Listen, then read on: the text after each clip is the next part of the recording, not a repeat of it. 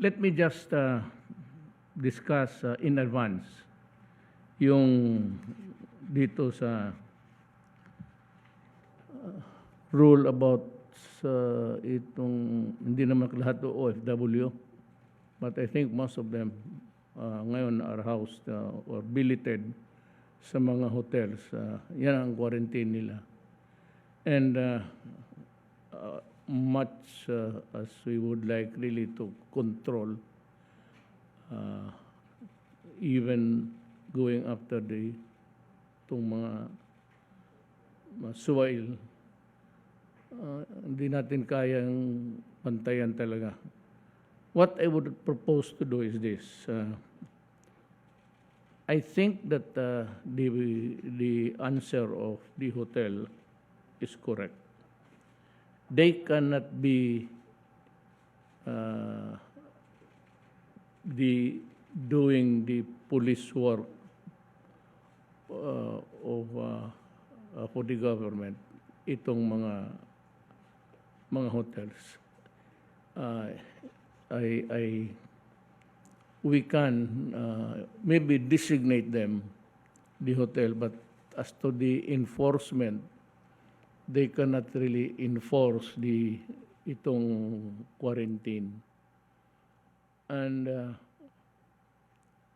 hindi sila you are delegating a governmental procedure imposed by government. So hindi natin masali na to the extent that we would be doing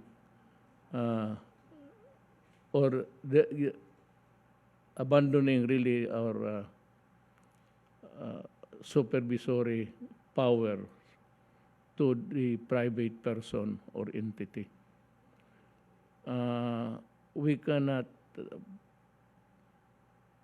really, it would not be legally correct to go after the hotel owners or the managers there, or whoever is attending to the needs of the people that are inside the hotel because of quarantine reasons. We cannot transfer the power now of even stopping, if they would want to, if they would insist to go out, the hotel owners or whoever is working there cannot be tasked of or placing the burden of enforcing the rules about quarantine, because only government can enforce it. And we have not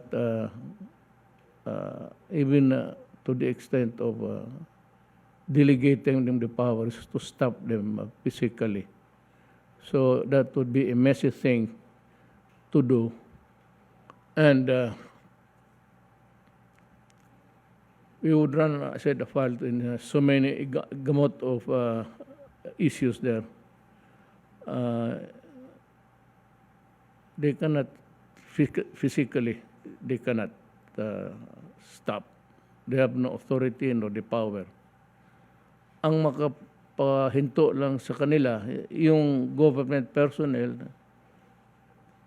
placed or put in there in the hotel to work in the matter of placing people under quarantine. It has to be a government personnel or employee. Ngayon, what I propose for government to do is we have yet to see this si Secretary Año. Sir, kaya mo maglagay ng pulis sa mga hotels na ginagamit ng quarantine ng gobyerno? 2 pulis in 2 shifts. ah, para dyan lang. Yes, sir, Mr. President. Nag-usap na po kami ni Chief Philippine National Police General Carlos tungkol po dito. At naghanda na po sila. Okay. So kayo na mahala sa enforcement. Opo. Well, kung mga health authorities, mga empleyado, they can. Because now they are really working upon the orders of the Secretary of Health, kung ganon. Pero kung itong mga hotel employees, or owners for that matter, they cannot be in a position legally to stop a person from doing his things, especially illegal nga, pero walang clear delineation dyan sa what they can enforce and what they cannot. Sa tingin ko, wala pa na siguro. So, wala ang delegation of authority coming from just the same, it would be a questionable issue. So, ang mangyari, ang police I thank Secretary Año for moving forward. Hindi na kaya kailangan so, ang police na lang. So, the police must have the complete authority to inquire how many, or the health authorities or itong tourism, sila ang magbigay ng listahan doon sa police. And even the hotels, they can provide the information all about everything who is placed under itong mga restricted movements. Yan ang tingin ko. I hope may I ask the Secretary of Justice, tama ba ako, sir? Sir, with due respect, I can see something in the existing law, more particularly Republic Act number 11332. This is the law or act on mandatory reporting of notifiable diseases with its implementing rules and regulations, Mr. President. There is a provision there on non-cooperation as part of prohibited acts, Mr. President. And it seems to me that non-cooperation on the part of certain entities which are charged with a duty to respond to the pandemic may also be punishable. So these entities, Mr. President, may include establishments which are charged with a duty, for example, as a quarantine hotel, to ensure that people who are quarantined within the establishment should not be able to jump the quarantine regulations. So, with due respect, Mr. President, I think that can also be used. Yes, but would it be possible for the hotel personnel now to stop physically the person? Perhaps, Mr. President, the hotel management can devise ways of preventing without appropriate, perhaps by demanding certain proof of the need to go out, like for emergency reasons to see a doctor or something like that. But otherwise, if they will be leaving the premises of the hotel without any justifiable reason, or not for any emergency reason, then I believe, Mr. President, that they should not be allowed to exit the hotel. And hotel personnel may be able to do that also, in my opinion. Physically? Yes, because supposedly there are personnel in the hotel who man the entrance and the exit of the hotels. And if the hotel has been designated, Mr. President, as a quarantine hotel, then presumably all the occupants of the hotel are under quarantine.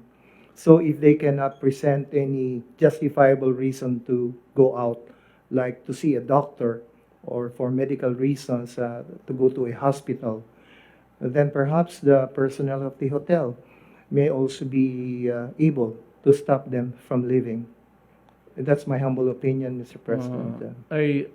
Yes, I believe you're correct. Pero ang problema niyan is will they be able to stop? Well, this is already it's a done issue.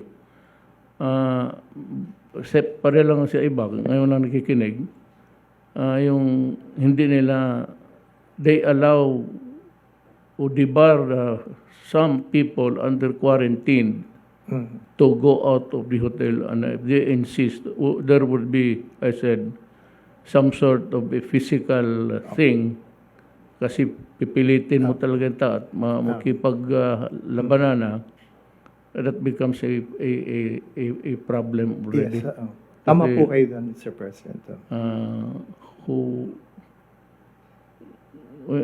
Yung delegated power is not really very clear that they can stop or bar or prohibit. Medyo kulang ang batas. Yes. Wala po sila talagang coercive, wala silang coercive power to stop. But they can only report kung meron pong violation yung occupant. Ayan ang problema. That's why police na lang. So yung iba, I hope this is nationwide. I think we are. Now, I would like, this short discussion is really to make things very clear. Ang police na lang, because I do not think that pagka pumili talaga, if they force their way in getting out, magkakaroon talaga ng rokos or something, lalo na itong mga babae, makipag-away yan. So, I said, that's a issue to be addressed by the government, and I think Secretary Año has done naunahan niya ako. Iniisip-isip ko lang kanina. So, police na lang, 2 policemen assigned to itong hotels that are quarantined, and they also have to keep their mindful of their duty to advise the person, at kung magpipilit, then the power to arrest them, no doubt about it. Yung talagang insistent or anyway, sana wag. Baka sa probinsya medyo so kung kikinig ang lahat ng Pilipino, that's in the meantime, you can call the police. Pero pag umalis na talaga, then it's already the police would be the first responder dyan sa issue na yan. Look for the culprit. The culprit is really yung ayong sumunod.